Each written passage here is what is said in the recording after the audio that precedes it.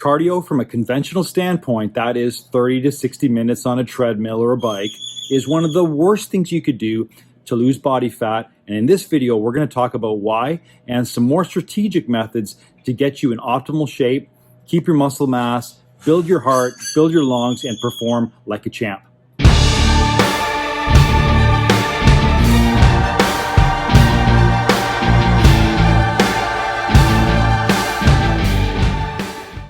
One of the worst strategies you can do to lose fat is to hop on a treadmill, hop on a bike, or a step mill, something along those sorts, and then go 30 to 60 minutes, 3, 4, 5 times a week. What you're going to find is you are going to waste away a lot of muscle. It's a huge mistake. So what do I recommend instead?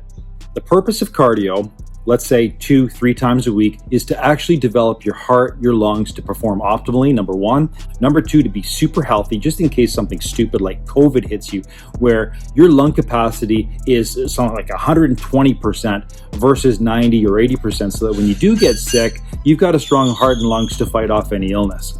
So that's important. And the other reason why you want to do cardio is to feel alive and healthy, so you can keep up with your kids, you can keep up on the sports field, so you feel competent with your activity. You're not out of breath after walking up a set of stairs.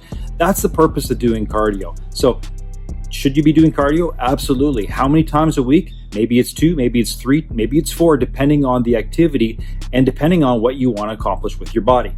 But what about fat loss, Tom? I'm 10 pounds overweight. What should I do? I've always said this to people: when you're training hard, you're doing high intensity training, you're giving yourself days off to recuperate, what you're doing is you're allowing your muscle mass to go up. The moment your lean muscle mass goes up, what's going to end up happening is you're going to have a body that requires more energy. Let's say you're normally eating 15, 16,000 calories a week. Because your body is bigger, there's more muscle mass, all of a sudden now you're going to need about 17,000 calories to maintain that body weight. So if you continue to eat 16,000 calories, guess what's going to happen? You're actually going to get leaner. All right. So what you want to do is you want to get precise with your diet. If you want to lose body fat, you want to get super precise with your diet. You want to track your protein, you want to track your calories, you want to get into a routine where you eat the same foods for the most part, something enjoyable every day, and you don't get off track with emotional eating. That's critical. So the moment you have a template, you get your calories, your protein, you're locked down, you've got a better chance of losing body fat through just proper eating, just like anyone else would, only your eating is strategic. By doing it this way, then when you take a day off, you take your days off to actually recuperate and super compensate and build muscle, you're not sabotaging that with those extra sessions in the gym where you're on the treadmill for an hour. That to me is bullshit. That doesn't work. You end up getting smaller and you end up getting worn out. You end up craving more foods. Big mistake. Now, I know there's another high intensity proponent, Jay Vincent. I think he makes some great videos. He's a very knowledgeable guy, very, very creative with his content. He had said that cardio is bullshit. I agree with him. Having said that, he talked about decreasing your rest periods in between sets. So somebody asked me, Tom, what are your thoughts on that? Well, here's the thing. Does that work? If your goal is to become a fighting machine and you're training for an event that requires you to be in top shape, I think it's a great strategy. But if your goal is to build muscle mass, I'd rather take 2 minutes of recovery in between sets versus going down to 30-second rest periods and compromising the next lift. Okay, so compromising the next set because you're not totally recuperated from the last set.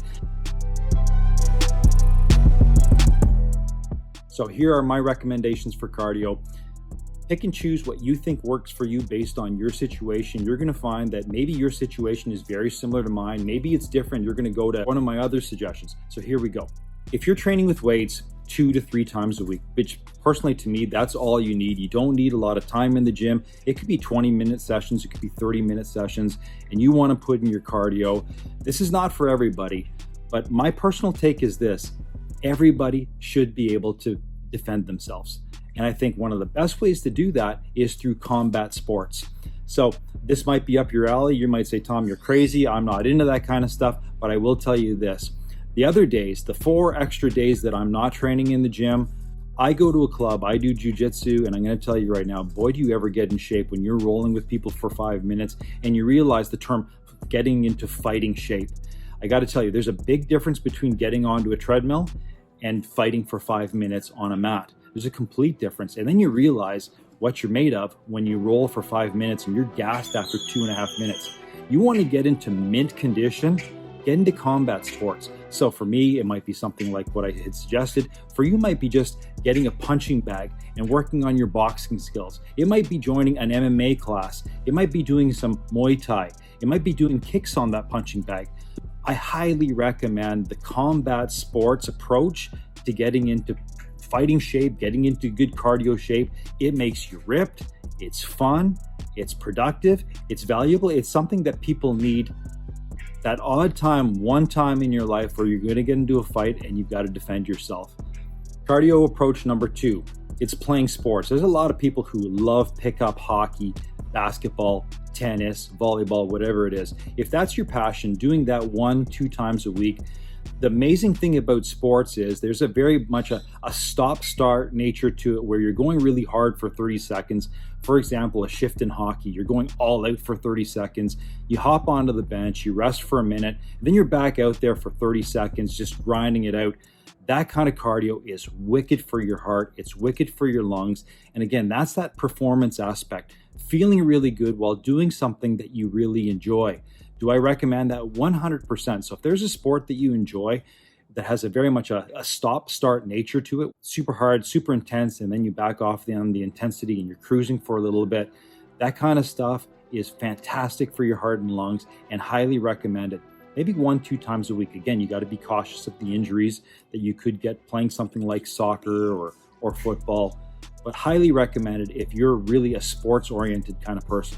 Cardio number 3 is stuff like sprinting, cycling, swimming, and there's something to be said about that. If you've got a passion for getting onto a bike, whether it's mountain biking or long distance cycling, there's something magical about that. You take a look at guys who ride their bikes, they've got huge legs, huge calves, something like that. You're going out on a Sunday, you're hitting the road and you're going a great distance. I think it's fantastic. I think it's a really good idea if that's up your alley. Some people love swimming. The nature of doing maybe 5-10 lengths, you're using your entire body, your heart and lungs are getting worked. Again, that to me is true cardio. Swimming is fantastic. The other thing too is sprints. All right. You pick a 40-meter sprint length, whether it's on the beach or on a track or on a football field, and you're going 80% capacity. You don't want to go 100% capacity because I'll tell you right now, the violent contractions of sprinting full out, you're going to pull a hamstring, you're going to pull a quad. We don't need that. But going 80%, boy, does that ever strip off body fat, works your heart and lungs, and again, you feel like an athlete. You're training with a purpose in mind, and that's to optimize your health, optimize your performance, optimize your fitness levels. Now, can you overdo it? Can you go 3 to 4 times a week on a bike and go 1 hour? That's going to chip away at recovery. You're not necessarily going to get bigger, and you're definitely going to have to eat more. So do I recommend that? For some, if biking is your passion, absolutely. But if your goal is to build some muscle, maybe not so much. 3 to 4 times. Now you're taxing your body. Now you're overtraining. So you got to balance it out. But definitely 1-2 times a week, if that's something you want to do, highly recommended. The 4th strategy is functional fitness. And that's stuff like doing burpees and specific movements to wrestling and judo. Some people know what I'm talking about. To shrimp, get out of positions, and you can do that kind of stuff on the mat. You do that for a full 30 seconds and then you rest for 30 seconds and then back on for 30 seconds and then rest, and you do a bunch of cycles like that. Boy, does that ever work your body. And it's functional. It's for a reason. It's for a sport.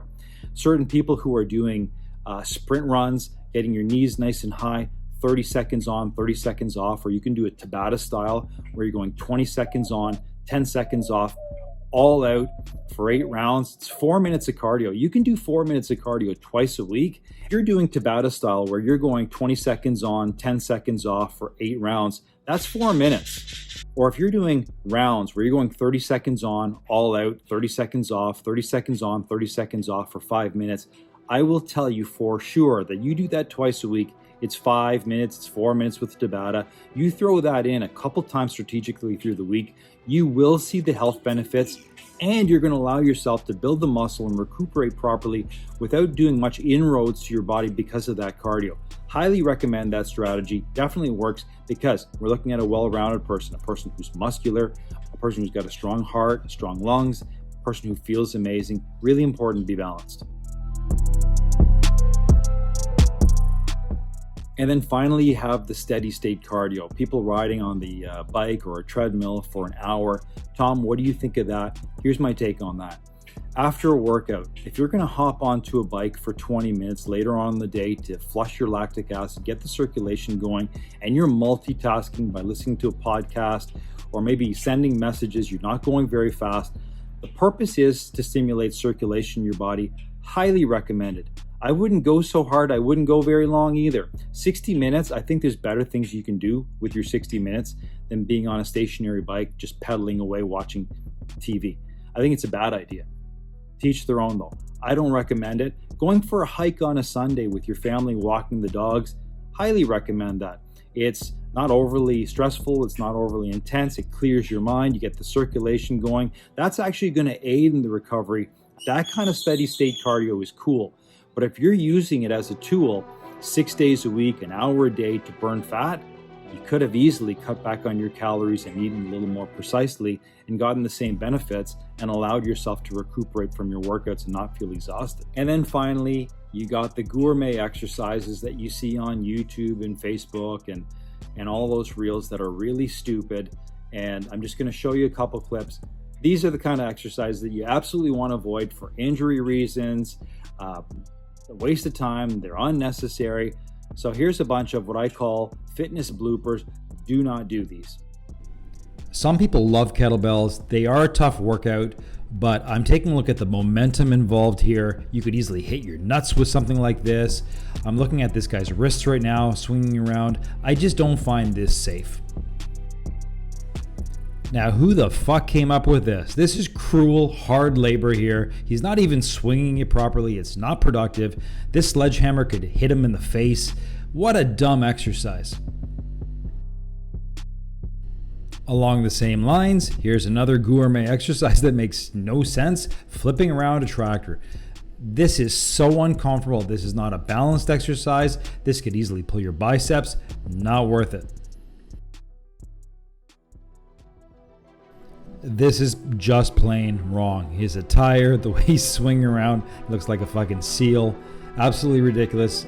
Good on him. He deserved this. And here's another stupid move. What is this guy thinking? There you go. Well deserved, buddy. Quick movement. He's not prepared. He's not wearing the proper attire. Same thing over here. This guy's obviously not a gymnast. To conclude, if you're doing high intensity training and your goal is to put on some muscle and develop a great body, you're training 2 to 3 times with weights all out and you're allowing your body to recuperate, you cannot underestimate the value of working your heart and lungs. You need to do it. You need to put it in there. And if that's through functional training, if that's through a sport, Tabata, you need to put it in at least twice a week to work your heart and lungs. Highly effective strategy because, again, we don't want to be one-dimensional, muscle-bound people. Well, some people do. But I think it's more important to be a balanced individual who can perform well, feel well, not be so stiff, and have a life outside of just going to the gym and pumping iron and being a big tough guy. All right, so that's my take on it. Hope you enjoyed the video and looking forward to presenting some more in the future about various topics. If you have a topic, please share it.